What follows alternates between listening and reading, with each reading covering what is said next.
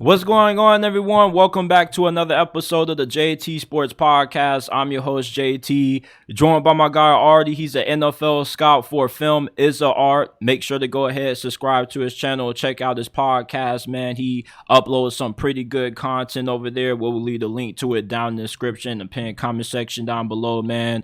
What's going on, fam? What's going on, JT? How you doing, brother? It's good to be back on here with you. It's good to be back during peak season for us, draft season. So yeah, just happy to be on here, happy to be able to talk ball with you again. Yeah, man, I'm doing good. It's just cold as hell down here in South Florida, bro. I don't know when it started getting so cold, but it's in the 50s right now, bro. And I'm not liking it, bro. I'm a Floridian. I live in the state of Florida for a reason, and it's not to be cold. So, Yeah, yeah. I'm from NC, so it gets all right here. Like Virginia gets colder than us. But yeah, it's set to be cold in South Florida. That sounds crazy. you know what is cold, though? The cold takes that I keep seeing on social media about Caleb Williams being overrated, bro. Like, if you think Caleb Williams is overrated, I question if you're even watching the games, bro. To me, he looks like a generational quarterback. He can make all the throws outside the pocket, inside the pocket. He's an incredible athlete. He has good enough athleticism where he's the equivalent to a running back, especially with the way that his body's built. He's 6'1", 215 pounds. He can run through guys. There's not any throw that he can't make. And I just don't get the whole narrative that he's overrated. And with you being an NFL scout, bro, like, am I tripping? Or people write about Caleb Williams being overrated, overhyped? Like, what's going on, bro? I mean, to be completely honest with you, it's kind of one of those things where it's like he's been talked about for so long. He's been praised so much that they have to find a reason to tear him down. It's the same thing we literally just went through last year with Bryce Young. This man was the Heisman Trophy winner. He threw for almost 5,000 yards in his true sophomore season at the University of Alabama, playing against SEC competition all year. And now him being 5'10 is a problem. Now him being 185 pounds is a problem. Now the arm strength is wonky at best. You know what I'm saying? It's one of those things to where when you're great and you're so great for so long, they try to find a reason to tear you down. And for me with Caleb, it's like the only really thing you can really complain about or have a gripe about with Caleb is his maturity. Like, okay, yes, he puts the ball on the ground a lot, he fumbles. But you know who else fumbles a lot? Lamar Jackson. Lamar Jackson fumbles a ton. You know who else fumbles a lot? Patrick Mahomes, who is my comp for him. So it's just nitpicking. It's just talk to push their narrative. I found out a lot in our community, bro, that people sometimes try to say something that might be false or might be far fetched to get their own thought out there so they can get the click of the day or whatever. So this whole Caleb Williams thing, in my humble opinion, is just a bunch of people that are trying to tear down a prospect who is built out of vibranium. Now, are the character issues or the maturity issues really a huge deal? Like, is this something that could be problematic down the road, or is it just some light skin shit? Because you know how light skins tend to be at times. We can be a little emotional, like people are making a big deal about him crying after losing to Washington. Like, oh, he's crying. They just lost. Like, this is really who you guys think should go number one? Like, What I would say to that is if I'm an NFL team, that is the best thing that I could see from a college quarterback. To see someone who is giving their all for their team. I mean, all. That Washington game specifically. He was running around. He was juking people out their shoes. Like, he was doing all he could to help that team with that horrendous defense win the game. So the crying after the game wasn't because he's emotional and light skinned. The crying after the game is, bro, I gave my all for my team and it wasn't enough. But Defense the sold maturity them. issues, yeah, as always. But but the maturity issue is in when he throws an interception or when he has a fumble. He'll blame other people instead of himself. He has this passive aggressive thing where when it comes to comes talking to the media, he'll say things like, well, we got to start being more efficient with our run game. It's just little things like that that worry me from a maturity aspect. There's also some things I've heard that he's done off the field. It's nothing crazy, like he hasn't hit a woman or nothing like that, but just some things that he's done, and Well, he's it's hitting kind of those like, strip man, you can. clubs. You know it's LA.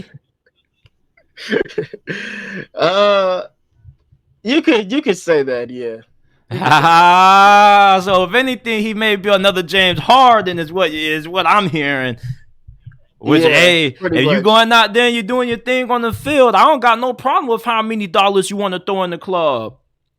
Now, how big is the Right. gap between Caleb Williams and the rest of the quarterbacks in the class, such as a Michael Penix, a Jaden Daniels, and a Drake May? Because that's been another popular narrative that I've been hearing. Drake May is better than Caleb Williams. Michael Penix is better than Caleb Williams.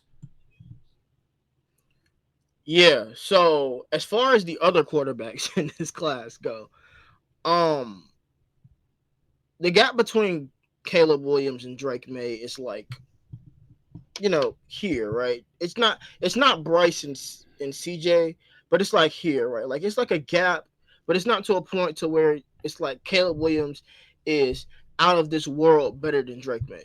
Like you could actually have a conversation about it.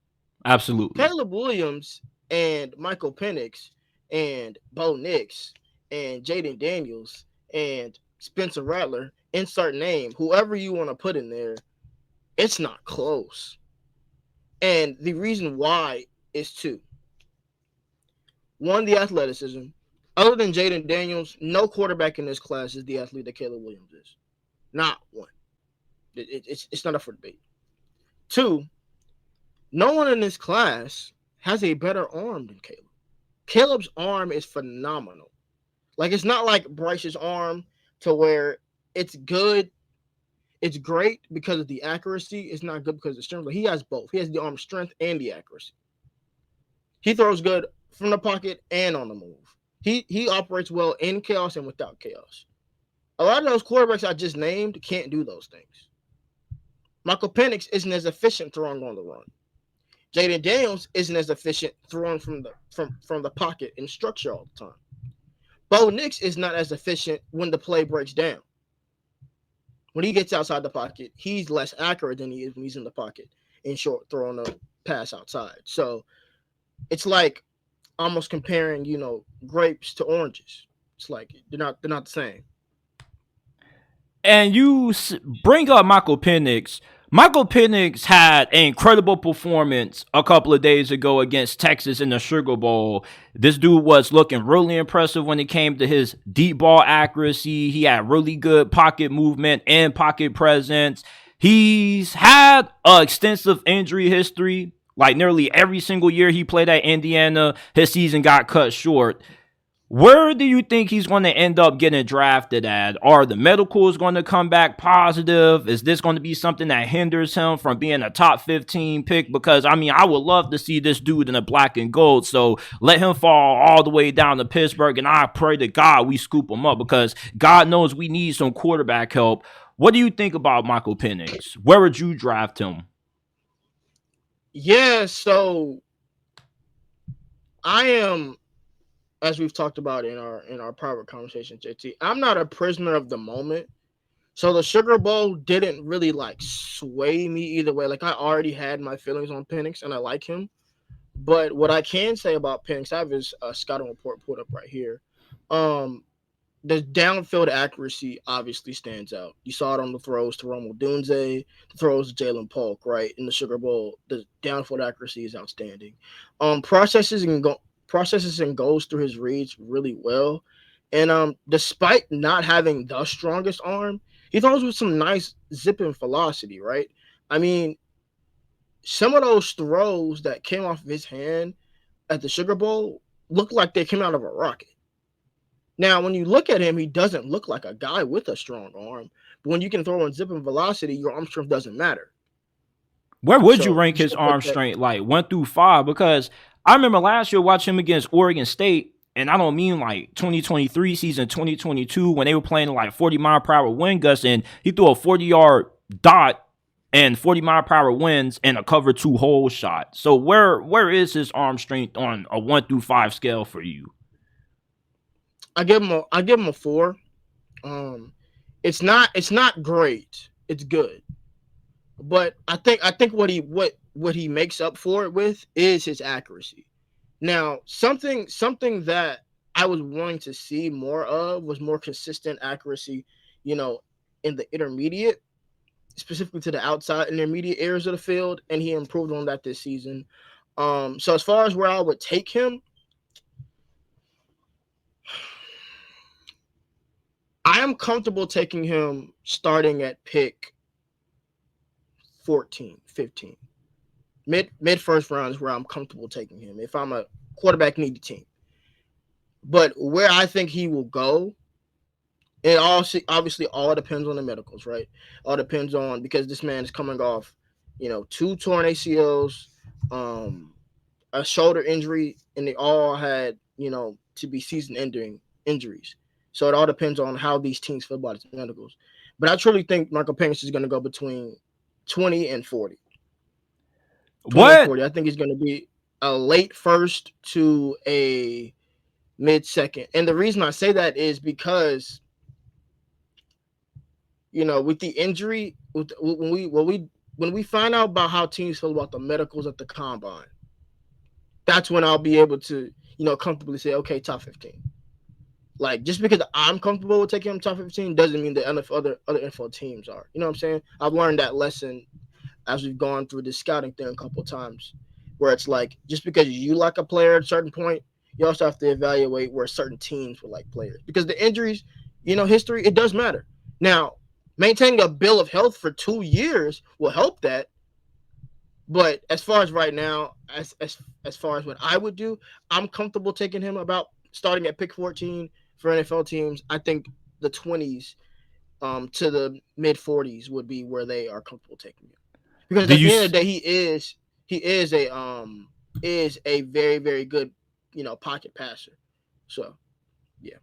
Now, his mobility, is that something that is going to be useless once he gets to the NFL? Is he not going to be able to move outside the pocket or pick up anything with his legs at all? Because the injuries that he suffered at Indiana definitely took away from his athleticism. He used to be really mobile, like a really great athlete, and all of a sudden it kind of looks like he's a little bit shot in a sense. When we saw him running in the Sugar Bowl, it's like it kind of looked a little bit weird to me. You feel me? Like, he was Yeah. picking up yards, but it looked a little bit weird, if you get what I'm saying. So it's like, is he just going to be one of those guys that's just strictly going to be able to move in the pocket and that's about it? And he's going to be a statue elsewhere? Or he could pick up a little bit of yards here and there? Yeah. So I think, and this is something that we discussed on a little bit on our first episode of our podcast, um, called 100 Yards in Context. We've gotten to the point, as far as quarterbacks, not only in the NFL but just quarterbacks in general, where the pocket passer only is kind of going extinct, right?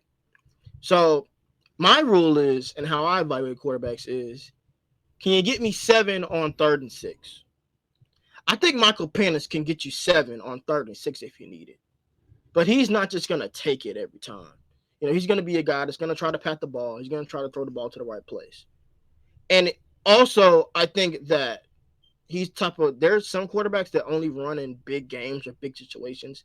I will classify him more as that, as to where he's willing to run, but only when it really matters and you gotta have it. I think at the end of the day, those injuries are something that still factors into his mind, but I wouldn't classify him as immobile. He's not Jared Goff. I think that he can move, um, and manipulate the pocket well enough and even scramble well enough, to pick up yardage if it need be. Sean Payton needs a quarterback. And we know how with Drew Brees, he wants somebody that's operational in the pocket, gets the ball out fast, can go through progressions, and plays well within structure. Does Michael Penix fit the mold of a Sean Payton quarterback? Yeah, so my comp for Michael Penix Jr. giving it to you early, you guys are getting the goods here, is Phillip Rivers. So I think first of all, Sean Payton can work with anyone. This is the same coach that had Taysom Hill at a 4-1 record in the 2021 NFL season. So Sean Payton can work with any quarterback, but a quarterback as talented, with his arm as Michael Penix would fit, great with Sean Payton. One, because he would be able to trust him to throw the ball down the field.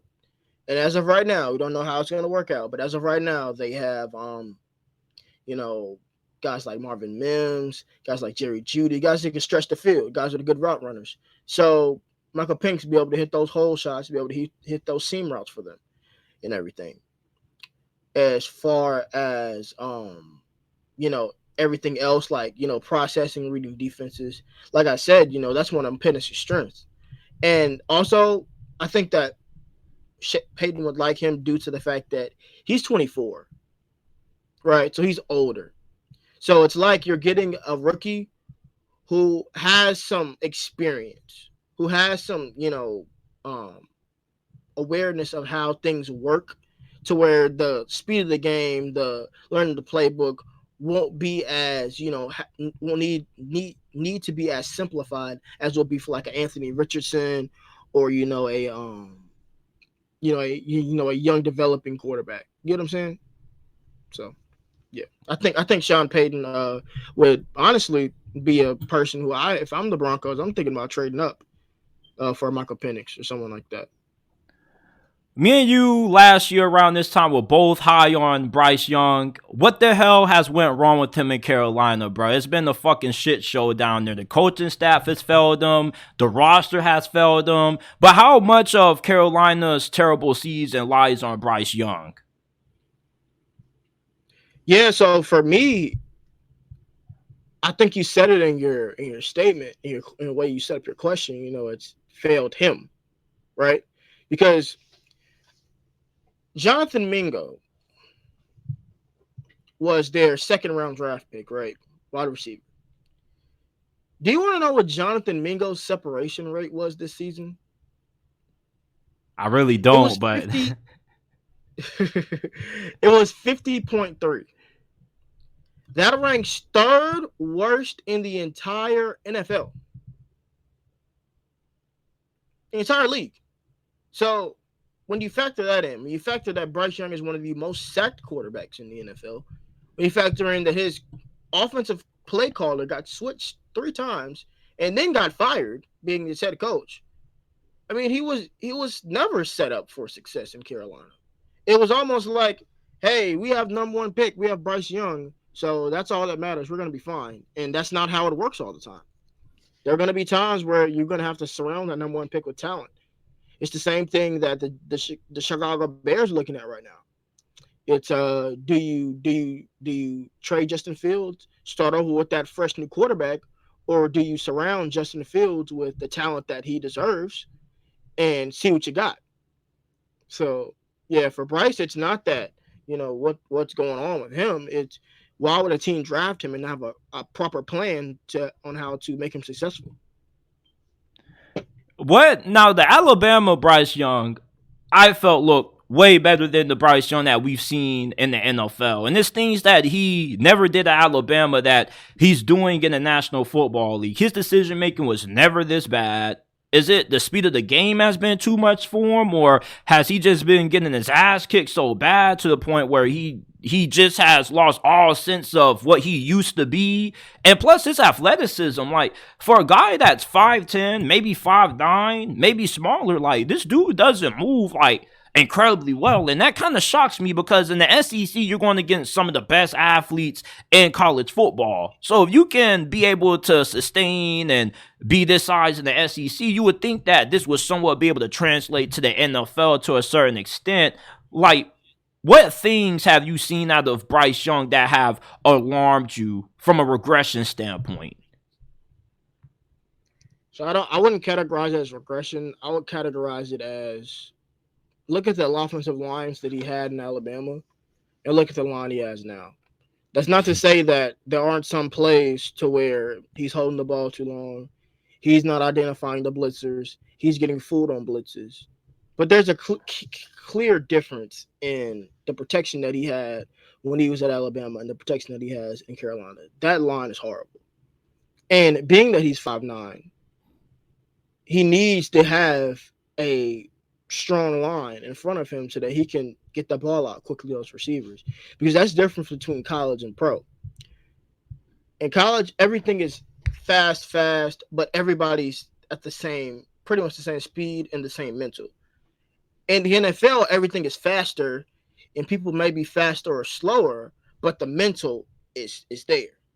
So, I think the best example of that is the first game of the year for the Carolina Panthers. Bryce Young threw 2 picks to the same person in the same defensive coverage because they were baiting him into it. A lot of times when Bryce was on the field at Alabama, he was the smartest person on the field. So when you're not the smartest person on the field anymore, and you're also behind a bad offensive line with the receivers that aren't getting open, you're going to have times and plays where you look like, you've regressed.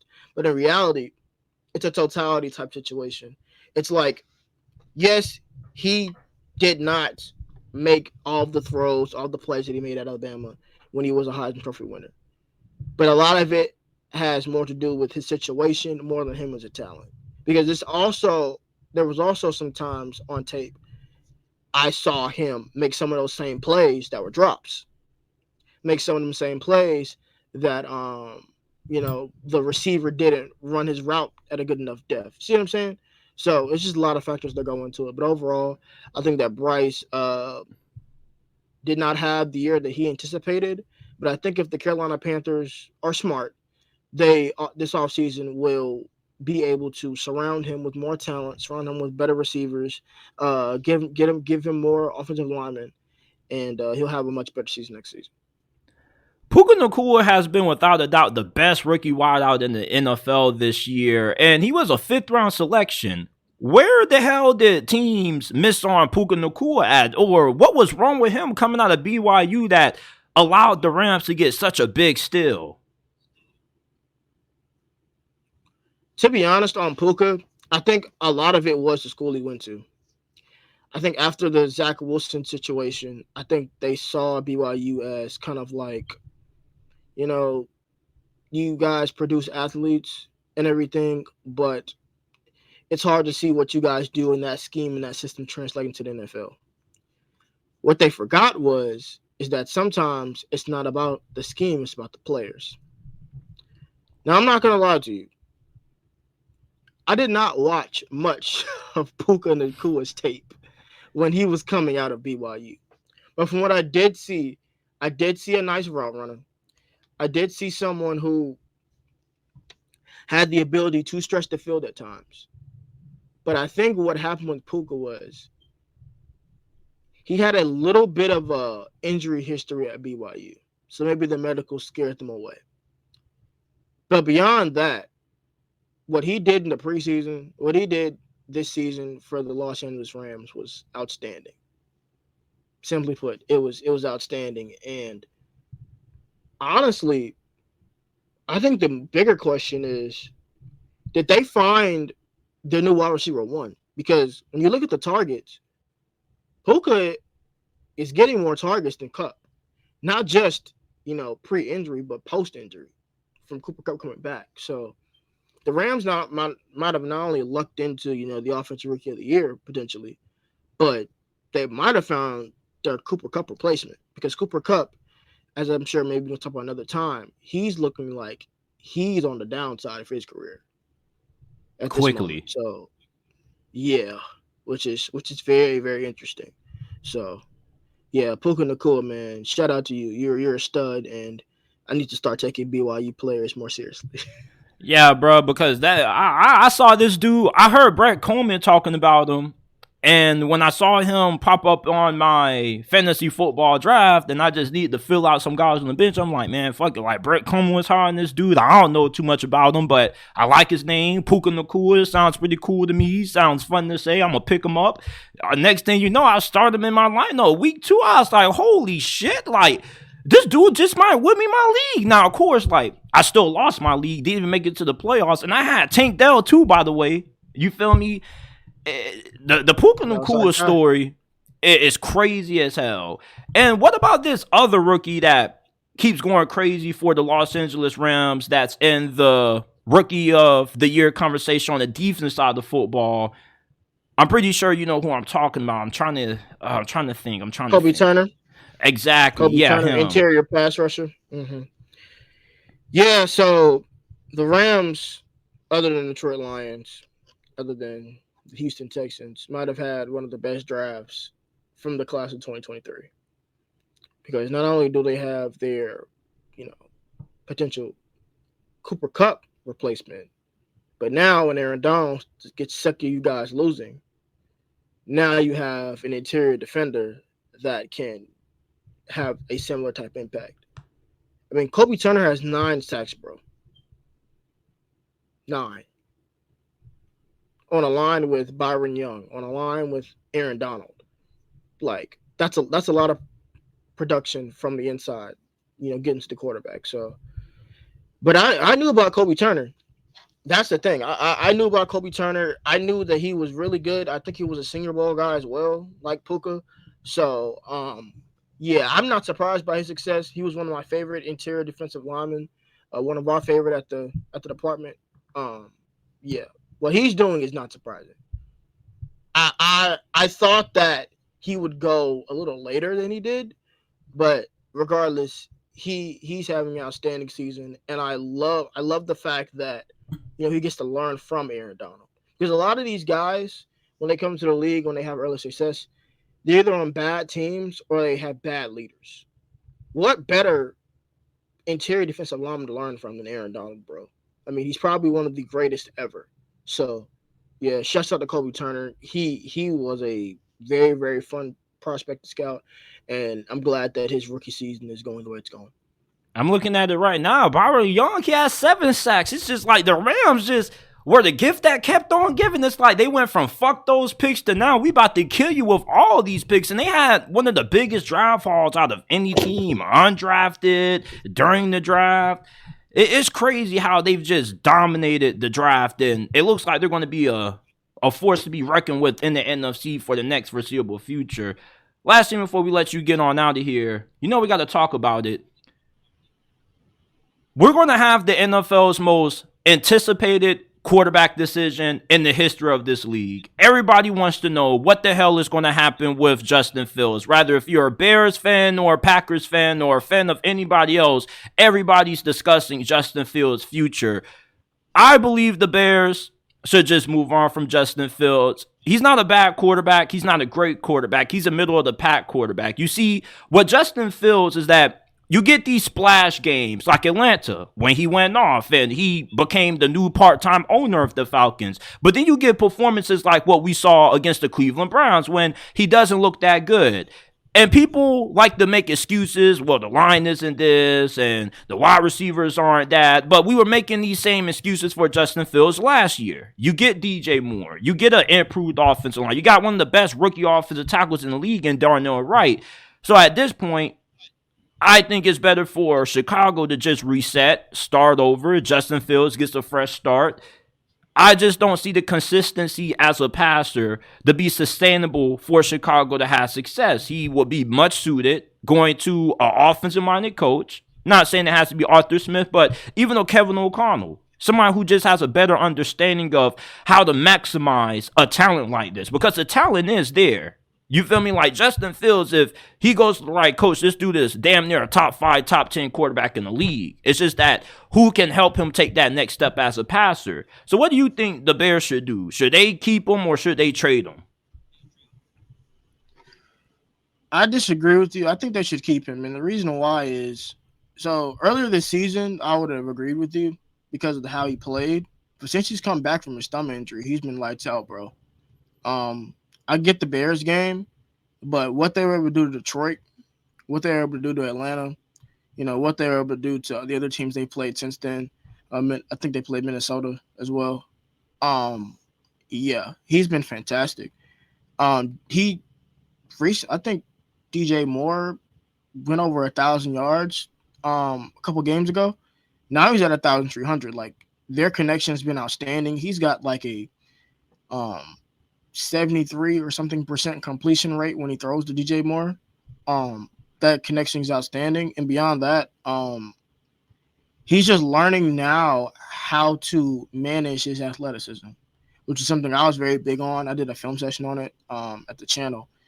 Um, just learning how to when it's time to go as a runner and when it's time to stay as a passer. And he seemed like he's mastered that now. He's sliding. He's avoiding bigger hits. You know what I'm saying? And overall, I think the city and the fans are behind him. When you have a city or your team that you play for is chanting "We want Fields" during your game, as an ownership, how can you trade that young man? How?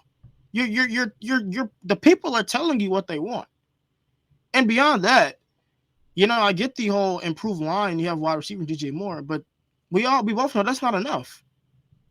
You know, the Eagles had Devontae Smith. They still traded for Yeah, AJ AJ Brown. Brown. Yep, yep. So you're saying Marvin You know, Harrison Jr. and it's deadly. It's up from there. well, not just that, but they also have their pick. They have the first pick from the Panthers, but they also have their pick. They could package that pick and move up for offensive tackle. They could take another wide receiver. They could take a tight end. They could do whatever they want. If you're gonna make a decision about trading a quarterback, in my humble opinion, you have to see that quarterback at their best with the best possible arsenal you have to offer. The Chicago Bears are gonna lead the NFL besides, I think, the Cardinals in cap space this offseason. If you don't surround Justin Fields with all the talent that you can and see what you got, at that point, you played yourself. Because guess what? If you trade him to another team and they do that, and then Justin Fields go to a championship game or a Super Bowl, how are you gonna feel? You're gonna be stuck with Caleb Williams and DJ Moore and cap space. And for context, Caleb Williams might not have the same feeling about being stuck with DJ Moore as As Justin Justin Fields Fields. has right now. Yeah. So it's give and take, you know what I'm saying? It's a tough decision, but at the end of the day, in my opinion, I think you go with the safer unknown. Because that's all the draft picks are, right? That's all that young players are, right? Unknown. Oh The no. safer unknown is the unknown that you've seen the past few years, and the unknown that you wouldn't have to, change life in your franchise over. If you draft Caleb Williams #1, you have to, put him into the system that you have. With Justin Fields, you're just adding to the system. You're adding a Marvin Harrison Jr. You're adding potentially a Brock Ballard, Remo Dunze, whoever you want to add as the pass catcher. You're adding an offensive lineman like Joe Alt or Olu Fashanu or J.C. Latham. You're adding to the piece of the puzzle. And you have players on your team supporting him.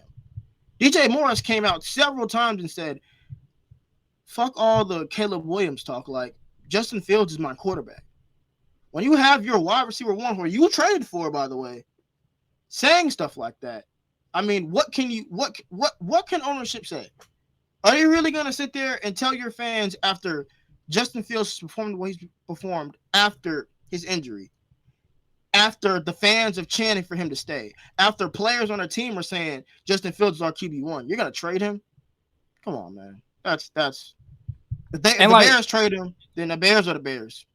And I like Justin Fields. He's arguably my favorite player in the league. I just want to see him. I really want to see him go to Minnesota or the Atlanta Falcons without Arthur Smith. If they were to trade for Justin Fields and hire Ben Johnson in Atlanta with what they have and Justin Fields, oh my goodness. Like, I'm just trying to push an agenda, bro. Like, I really want to see him with the offensive-minded coach. I don't trust Matt Eberflus to make the right decision at OC. I do feel like they're underutilizing him and his strengths, and he hasn't really developed to his full potential yet. But if like you said, they had cap space. They do have a lot of draft capital to, improve the team around them. But it's like, damn, bro, Minnesota with Jay Jettas, Jordan Addison, a healthy TJ Hawkinson, with Kevin O'Connell dialing up the plays. Like, I don't see how the Vikings don't win the Super Bowl with that. I don't see how the Falcons on the threat in the NFC with that. But at the same time, if you're a Bears fan, you're like, man, F those teams, bro. Like, we love Justin. And they would chant, we want Justin the other day. So, I mean, hey, I personally just want to see him with the proven head coach. That's all I have. You feel me? I don't really think it's necessarily like he's not good enough to lead Chicago to success. I really just don't like the regime that's around him. But everybody, this is my guy Artie, NFL scout, director of Film is a Art. Make sure that you guys go ahead, subscribe to this channel, check out this podcast, let the people know where they can find you at and what you got planned for the channel and the pod over the next couple of months. Yeah, thank you again for having me, JT. Appreciate you as always, brother. And it's draft season, y'all. So we are a lot rocking and rolling. We've released 3 all 22 film sessions on players from the upcoming class. Jaden Daniels, Keon Coleman, wide receiver from Florida State, and Braylon Allen, the running back from Wisconsin. So we're rocking and rolling. As JT also said, we have our podcast called 100 Yards in Context. It's a podcast exclusively and primarily dedicated to NFL draft content and some light NFL content as well. And then we also have our weekly NFL pregame show called the Sunday Spiral, where we get you ready for the NFL action that you should expect to see that next week. So we have a lot to offer. We have a lot out. We're probably going to have, I think, in excess of over 100 videos come out over the next 4 to 5 months.